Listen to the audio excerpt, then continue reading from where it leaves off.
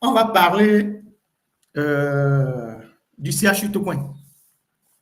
Et on va se déporter un peu à partir du CHU Tocoin vers la RDC où nous sommes des médiateurs.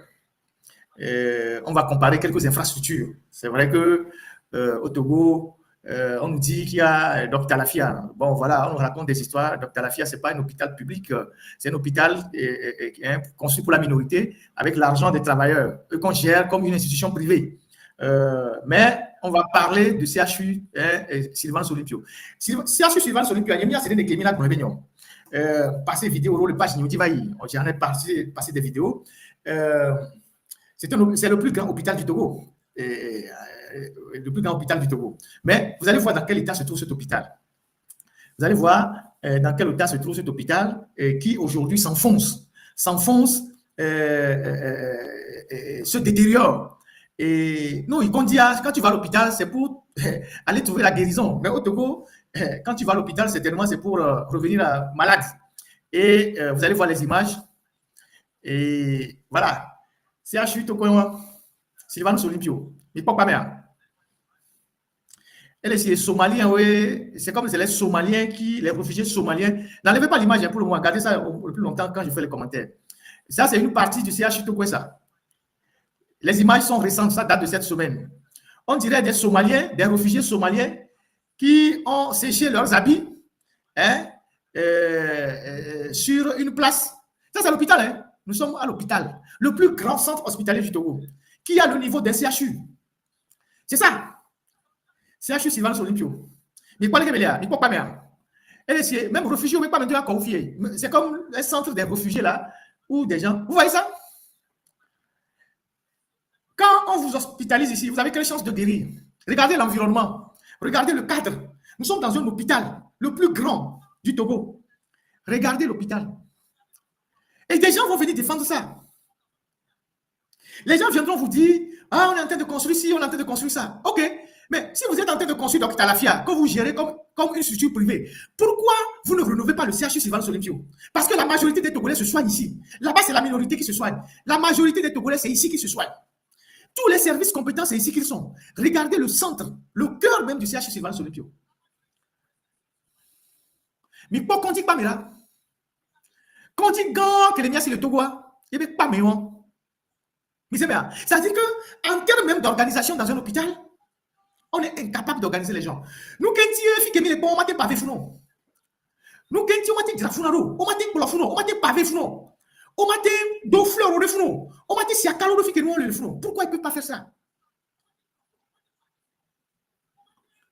Pourquoi ils ne peuvent pas faire ça? Et pourtant, le CHU fait de l'argent. Tous ceux qui vont là-bas en consultation payent. Le CHU fait de l'argent. Regardez l'intérieur de l'hôpital. Il faut me balancer la deuxième photo. Là où, je ne sais pas, il y a les services, les couloirs là. Ça, c'est la première photo. Il y en a plein d'autres photos. Et quand vous arrivez, vous allez là-bas tout à l'heure, c'est comme ça que ça se passe.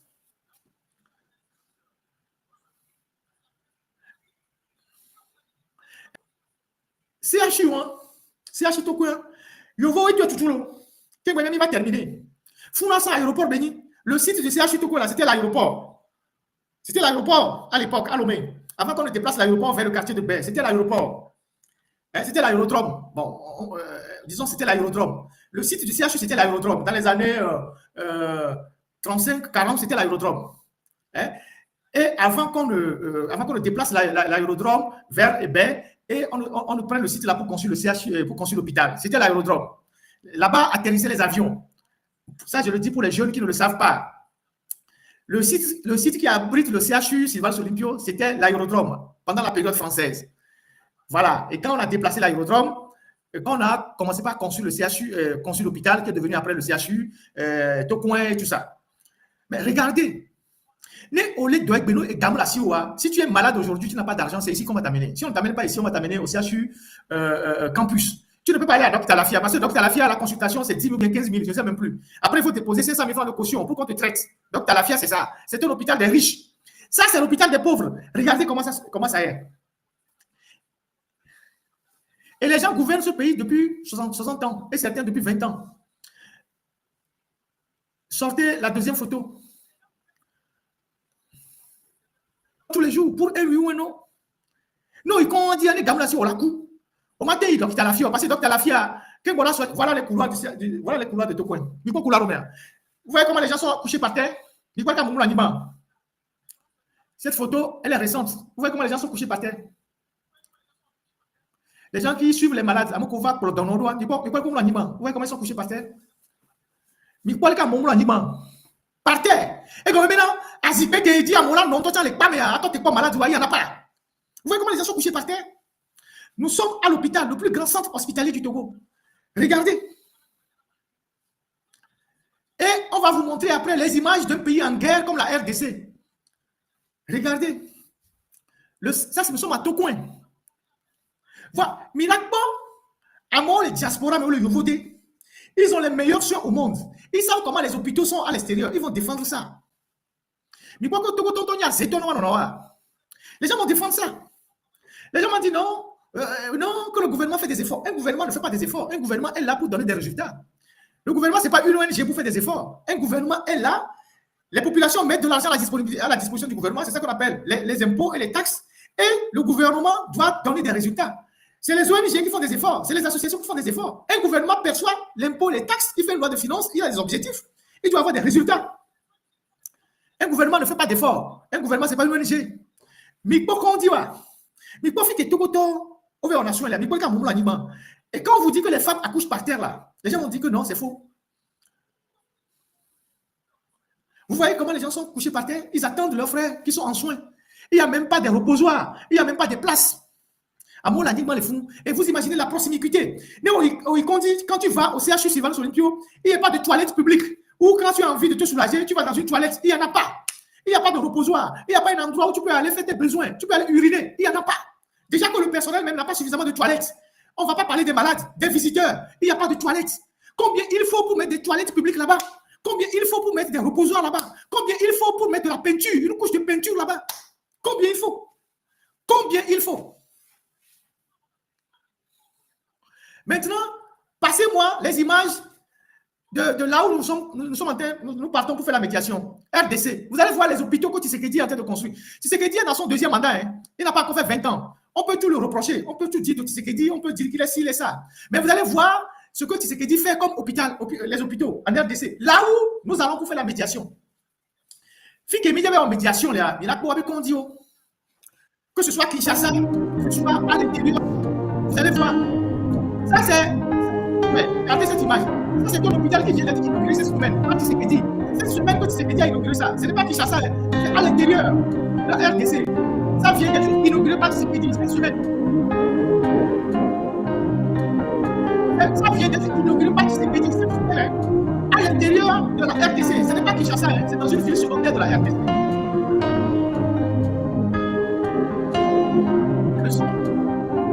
Ça vient d'être inauguré.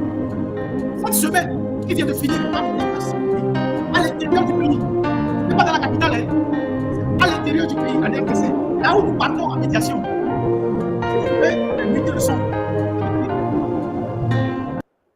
Congo, Congo, il n'est pas couloir, il n'est pas Romea. Vous voyez dans les salles, ça c'est en RDC, là où nous partons gaspiller l'argent pour faire la médiation. Et c'est un hôpital qui est baptisé hôpital Tshisekedi, qui vient d'être inauguré par Tshisekedi cette semaine. C'est cette semaine, hein, qui est sur 50 hectares. C'est un hôpital qui est sur 50 hectares environ, inauguré par Tshisekedi. Cette semaine, à l'intérieur du pays, avec tout le plateau technique, tout, à l'intérieur du pays, voilà, équipé, tout. Cette semaine, hein, c'est inauguré cette semaine, avec plusieurs blocs opératoires. Tout est nickel. C'est là où nous partons en médiation. Vous nous avez en médiation. Mais on le voit, on le trouve tout. Voilà l'hôpital. Voilà l'hôpital, environ 40, 45, 50 hectares. C'est tout l'hôpital, ça. Inauguré cette semaine. Pas Étienne, comment il s'appelle Tshisekedi, le fils. Voilà. Ces gens sont en guerre. Hein. Voilà les gens, voilà les dirigeants, malgré tout, qui s'occupent de leur pays, qui se soucient de leur pays. Voilà des gens qui savent qu'ils ont un mandat pour faire quelque chose. Voilà les scanners. Tout est nouveau. C'est la semaine, cette semaine. Félix Tshisekedi, voilà. Je le confonds avec son père. Félix Tshisekedi. Voilà. Tout est là. Les blocs, tout est là. Ça a été inauguré cette semaine. Ça porte le nom du président. Je m'en fous si ça porte le nom du président. Si Ford avait construit autant dans toutes les régions, il avait même mis hôpital Ford Yacimé, on va l'applaudir. Au moins, l'hôpital va rester pour le pays. Lui, il a donné son nom à l'hôpital. Mais regardez l'hôpital. Vous voyez les couloirs? Vous voyez les couloirs? Regardez les couloirs du CHU Tokoin et regardez les couloirs de cet hôpital. Ça, c'est un hôpital régional, dans une région. Vous voyez les couloirs? Vous voyez l'environnement? Vous voyez le cadre? Vous voyez? Vous voyez? Ça, c'est en RDC, là où nous partons en médiation. Ça, c'est la première vidéo. Mettez la deuxième vidéo. Kinshasa. Hôpital général de Kinshasa. Vous allez voir ça. Hôpital général de Kinshasa. Vous allez voir ça. Nouvellement construit. Toujours par Félix Tshisekedi.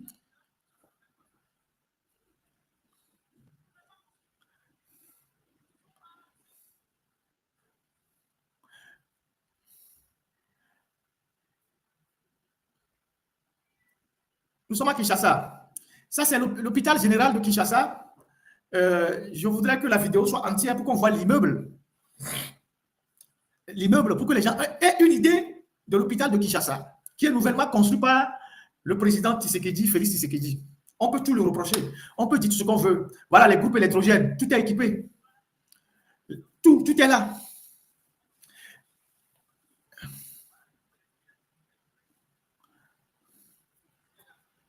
Ici, je pense que c'est la vidéo de... Non, ça c'est l'hôpital régional. Il faut remettre la vidéo de Kinshasa, s'il vous plaît. Ça c'est l'hôpital régional. Remettez la vidéo de Kinshasa. Ça c'est l'hôpital qu'on vient de voir. C'est bien de l'avoir mis en gros caractère. Mettez la vidéo de Kinshasa. Ça c'est un hôpital régional. Mettez la vidéo de Kinshasa. Et cet hôpital a été fraîchement inauguré cette semaine par Félix Tshisekedi. Et ça a été diffusé à Mondovision. Tout le monde a vu ça. Voilà. Mettez la seconde vidéo, celle qui est de Kinshasa.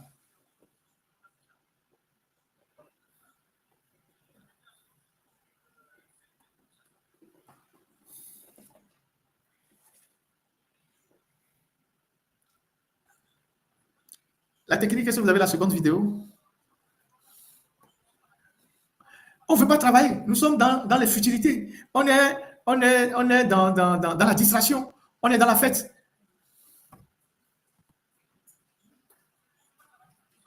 Est-ce que vous pouvez mettre la vidéo du Bénin? Ah ouais. Donc, voilà. Donc, je vous fais économie des autres vidéos parce que la technique n'arrive pas à me le balancer. C'est pas grave, ça arrive. Mais voilà là où nous partons pour faire la médiation. Là où nous partons dilapider un peu de ressources qu'on a pour faire la médiation. Là où nous partons pour aller réconcilier les gens. Pendant ce temps, chez nous, nous sommes incapables de doter notre pays d'infrastructures pour permettre aux populations de se soigner. Nous partons en médiation. Pendant ce temps, nous avons des gens qui sont en prison, qu'on refuse de libérer. Les Omolou Jean-Paul, les jeunes de Tigre Révolution, les jeunes le jeune Affectio. Nous avons des gens qui sont à l'extérieur, qui ne peuvent pas rentrer dans leur pays, qui sont considérés comme des ennemis d'État. J'en fais partie. Olivier Ama en fait partie. Des gens dont les parents décèdent, ils ne peuvent même pas rentrer au Togo pour honorer leurs parents. Tikpi Achadam ne peut pas rentrer. Et Kofi Yamia ne peut pas rentrer. François Boko ne peut pas rentrer. Plein de Togolais de la diaspora ne peuvent pas rentrer au Togo aujourd'hui au risque d'être jetés en prison. Pendant ce temps, nous sommes les grands médiateurs ailleurs. Nous avons notre propre frère en prison depuis 15 ans. On refuse de le libérer. Mais on veut jouer aux bons offices ailleurs. C'est ça, le système de dictature qui essaye d'utiliser, de faire de la distraction, parce que depuis quelques jours, vous allez voir des journaux comme les Jeunes Afrique, tout ça, petit, Ford Yacimé est désigné médiateur en RDC, tout ça. Pendant ce temps, dans son propre pays, il est incapable d'être en paix avec les membres de sa propre famille, d'être en paix avec ses compatriotes, d'être en paix avec des gens qui n'ont pas la même opinion que lui. Des gens aujourd'hui sont à l'extérieur. Quand ils ont un décès, ils ne peuvent pas rentrer. Quand ils ont un problème de famille, ils ne peuvent pas rentrer. Quand ils ont des problèmes, ils ne peuvent pas rentrer. Parce qu'un seul individu en a décidé ainsi. Et nous voulons rester là, les bras croisés, et dire oui, le Togo va bien, tout se passe bien, il n'y a pas de souci.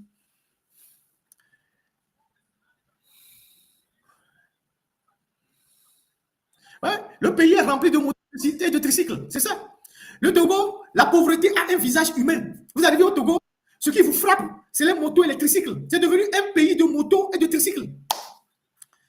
C'est devenu un pays de motos et de tricycles. Et les tricycles, ils font des dégâts partout. Et le pays est dans une pauvreté pas possible. On tire le pays vers le bas. Bientôt, les pluies vont commencer. Vous allez voir comment les quartiers seront inondés. Vous allez voir comment les quartiers seront inondés. Et ça ne préoccupe personne. Et quand on parle, les gens trouvent qu'on exagère. Quand on parle, les gens disent, ah oui, il y a ci, il y a ça. Non. Le patriotisme, le patriotisme, le patriotisme, c'est aussi se mobiliser pour plus de justice, pour plus de justice sociale, pour la libération des prisonniers, pour plus de la lutte contre la corruption. C'est ça aussi le patriotisme. Le patriotisme, c'est de se battre pour qu'on construise les hôpitaux, c'est de se battre pour qu'on construise les universités, c'est de se battre pour qu'on donne les bourses aux étudiants. C'est ça aussi le patriotisme. Il y a un étudiant qui m'a fait envoyer un truc par rapport à des problèmes à l'université. C'est tellement long que peut-être que je vais diffuser ça plus tard. Le responsable des étudiants qui a écrit au président de l'université par rapport à des problèmes qui se passent au campus universitaire. Et les étudiants togolais, moi je vous dis, hein, vous avez le choix, hein, vous avez le choix de vous taire et de subir ce que vous subissez là, ou voilà, ou de vous réveiller. Je suis en train de chercher la lettre dans mon téléphone. C'est vrai que la technique l'a balancée.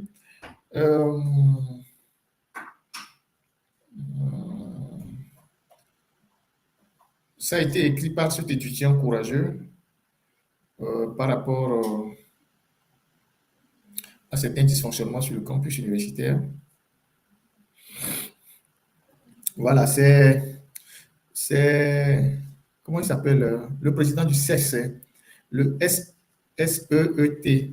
Je ne sais pas comment il s'appelle, le président du CES là. Il s'appelle Bertin Bandiagou. Voilà. Il a écrit au président de l'université, la synergie des étudiants et des élèves étudiants de Go a appris machin. Voilà. Voilà, c'est une lettre dans laquelle l'étudiant, à la suite d'un article sorti par un journal, saisit le président de l'université pour demander des comptes et tout ça, et pour demander un certain nombre de comptes aux responsables de l'université. Et malheureusement, c'est ce qui se passe dans notre pays. On n'arrive pas à s'en sortir. Et voilà. Et donc, aujourd'hui, nous sommes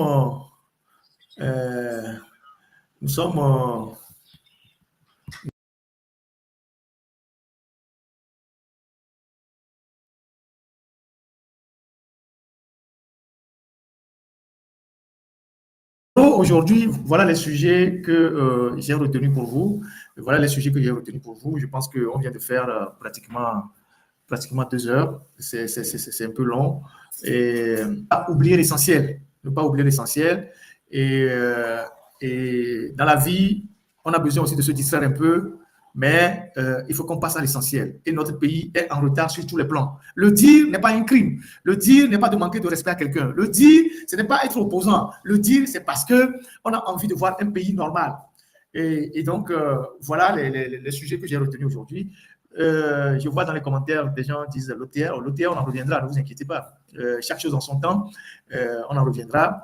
Et donc, voilà les sujets que j'ai tenu à partager avec vous aujourd'hui. Je ne sais pas si j'en ai oublié un, mais sur ma fiche, voilà, il reste un dernier sujet, excusez-moi, un dernier sujet que je dois absolument échanger avec vous. Et il va le faire à partir d'ici.